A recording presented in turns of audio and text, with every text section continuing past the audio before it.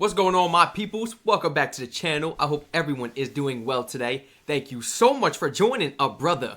Now, before we jump right into this video, I want to give a shout out to Living Simply Australia. Yeah, that's right. Original video link will be in that description down below. You guys already know how I do, man. I just gotta say it every video for my new viewers. Welcome to the channel, all my new viewers. I say to the family, you know what I'm saying? Today, we will be reacting to the Australian workplace. Oh, I'm so curious to see. Is it different from like the workplace over here in America? Y'all got beef with your coworkers. You got beef with your boss, your managers, your team lead. It don't matter what it is. You got beef with the customers? Oh my gosh, they get to run it. They get to run into your boss and stuff when they was the ones with the attitude and this. Let's not even go on a rant. You know what I'm saying? Let's go ahead and jump right into this. Today we got 11 things you must know about Australians at work. Let me know in the comments who you beefing with. Welcome back to the channel. In today's video we're going to talk about the Australian workplace culture and what it is like to work in Australia, especially if you're in a professional job. So if you're interested, keep watching. Bet. What's expected behavior in an Australian workplace? You better be nice. You better be smiling when you walk in that. I don't want it. None of that attitude stuff, yeah. Australian workplaces tend to be very informal, and most organizations have a horizontal or flatter organizational structure. This means that people tend to work in teams and all employees are considered equal, and everyone's opinions are usually considered and heard. But of course, this depends on the company. There are companies that are very, very hierarchical, and that means that usually decision making is at the top and then everyone else does. I like that word. I really like that word she used. Actually considered and heard. But of course, this depends on the company. There are companies that are very, very hierarchical, and that means that usually decision making is at the top and then everyone else does whatever the boss wants. Typical work hours in Australia. I work at 40 hours a week too. They got y'all working double shifts, huh? Overtime. Let me know in the comments, man. Especially in office-based jobs are from 9 a.m. to 5 p.m. But there's a lot of flexibility. Oh yeah, 9 to 5, typical 9 to 5. Some people do like 8 to 4s. Some people do like 7 to 3s. I've seen a lot of hours. Depends the company, depends the profession. But that's like the typical 9 to 5, you know? 9 to 5. Work hours, and depending on the employer, you can actually negotiate with them your different work arrangements, and you may start a bit late and then leave the office a bit later as well. Australian workplaces and Australian people in general are super relaxed and very, very laid back. Australians also tend to be super friendly and always laughing and smiling and making jokes. Something that caught my attention is that you call everyone by their first name or nicknames. And if you have a bit of a long name, for example, if your name is Susan, they're going to call you S. So they call you by your initials. And I know that this is something very common in English-speaking countries. And yeah, it's great. Australians are also very, very polite and very respectful, and that's something that I love about Australia. And the expectation is that everyone says thank you, please, sorry, apologies, excuse me, no worries, my pleasure. And there's a lot of respect. And you know, there's a persona going around the States, like depending the country. Oh my gosh, depending the country and depending the not country, forgive me, depending the state. And depending what store, whatever franchise you're going to, it truly depends. You know, a lot of people tend to judge those places like, oh, you going to Mickey D's, their attitude sucks. Wait a minute, you can run into somebody like Strac, my attitude don't suck. You go over to a high class retail store, expect a good customer service. You want to go to a thrift shop, expect lame service. This is how people think out here. Literally, so they come in there already with the impression like, you're gonna be an a-hole. What are you talking about? Like, we got a Walmart, people think, oh, they're gonna be a-holes because Walmart. Why? It's like, I don't respect when you talk to people. Having said that, Australians can also be very direct in comparison to other cultures, and they really, really value. And that's what a lot of people tend to misunderstand, you know, direct. Like, you know, we working here, this is a business, you know what I'm saying? We don't got time to do the small talking. Be nice and da-da-da-da-da-da-da-da. We not no relationship and none of that. And why I need to be as nice as possible to you? Yeah, I'm saying, why do I need to like all the time, you know, come up with a small talk and ask you a million questions and give you a compliment before telling you, hey man, could you please fold those clothes before, these people come in for the inspection? Or could you fix that? Like, there's just nice ways of being direct. You don't have to run around it to try to get the person, butter them up first. That's what I tend to notice out here. They try to come around and buddy up first, When they ask you to do something after the fact of like having a good conversation and, cheering you up, this and that, and hey, can you go do that now? It's like a slap in the face. Like, oh, you didn't care. You just did all that just to tell me this. Tell me directly. That's what I'd rather. Hey, Strac, can you go fold the clothes, please? Can you do that, please? Yeah. Honesty. So if you have a question or you didn't get something that your boss told you, just ask again. Right. Say, hey, I didn't get that. Can you say that again, please? For them, when people ask questions, this means that they are engaged and interested and willing to learn. Right. No such thing as a stupid Another great question thing either. that I love about working in Australia is that workplaces tend to be very multicultural. So it's likely that you'll have colleagues from all over the world, but also colleagues who are from your same country and who speak your same language. Nice. I like that. That's the one thing I can say about my last job I had. The last 2 jobs I actually had. Only the last 2 I had, though. Very, very multicultural. The other 2 jobs, the first 2 jobs I ended up getting, I don't know. It was just one of those feelings like, I don't, you know what I'm saying? Like, I just feel out of place. They try to, treat a brother like he don't belong here, but like I still got in though. I walked in there with my ROTC uniform on and everything, ranks and everything adjusted, everything straightened out, get to the T, as if I was about to see my sergeant out in public, my major out in public, straight up.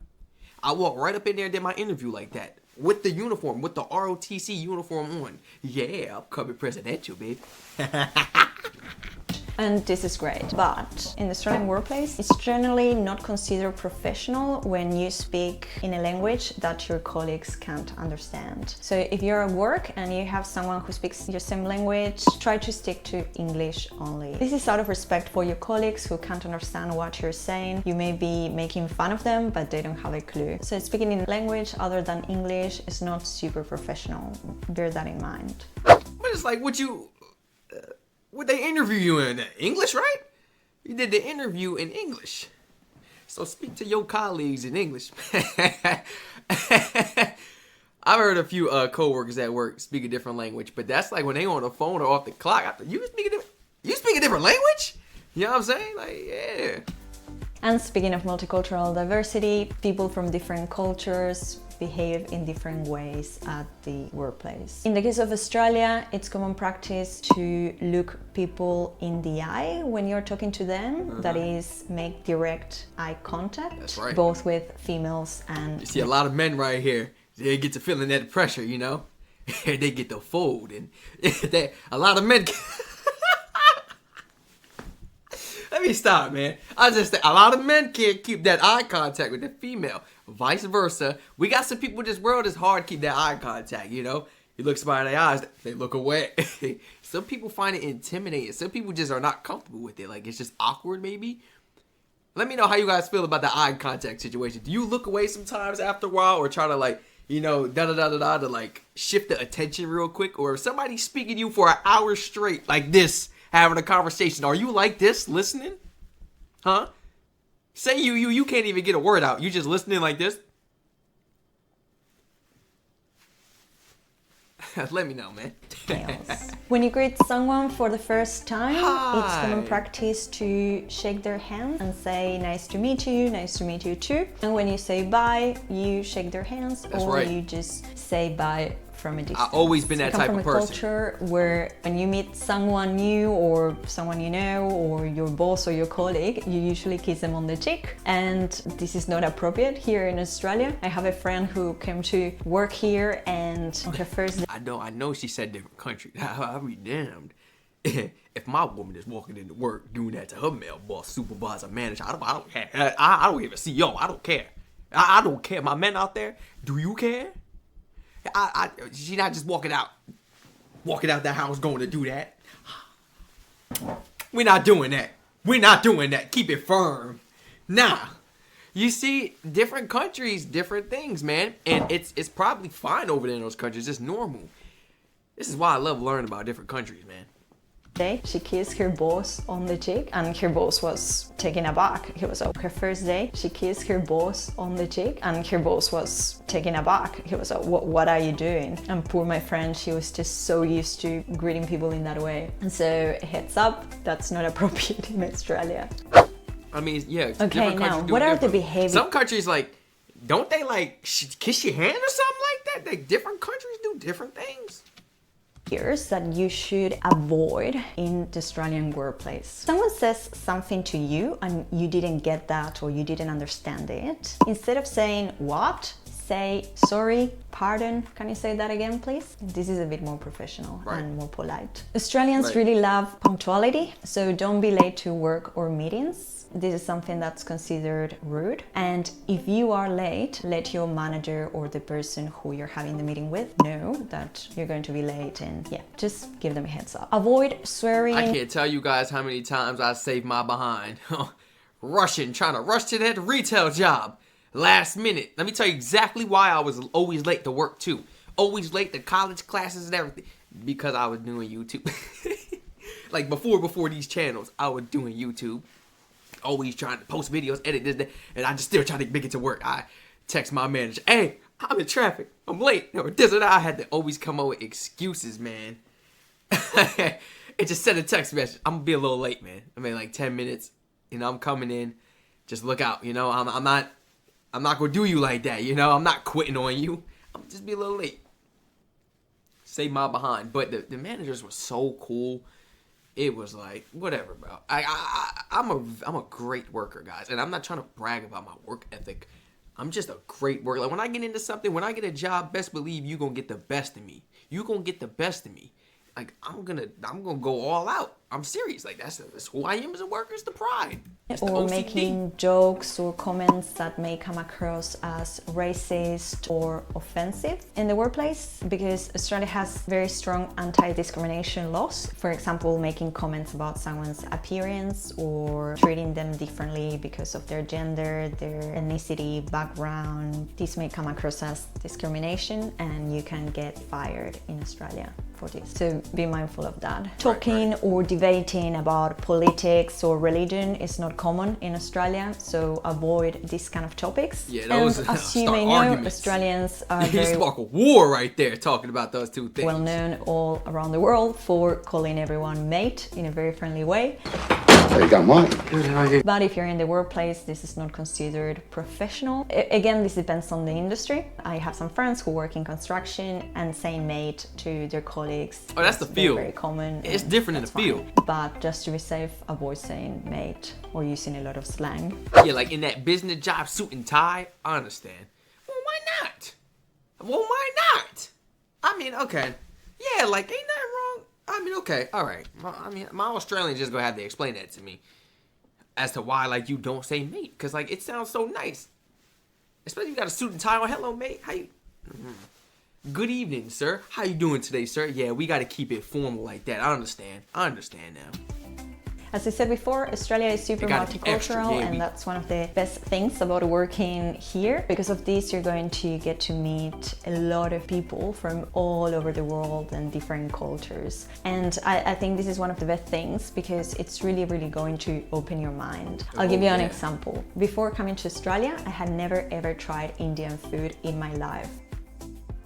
I ain't never tried Indian food. The truth is before. that I never really had access to it. It's not very common in my country. So when one of my colleagues from India heard this, she couldn't believe it. So the following day, she cooked and brought me a dal makhani, which is an amazing Indian dish. And since then, I've loved Indian food. It's one of my favorite foods in the world. If I hadn't been working here, I would have never been exposed to these kind of cultures. Yeah, I think that's one of the best things about Australian workplaces. That's what's up. My last job, I had a Jamaican lady I worked with.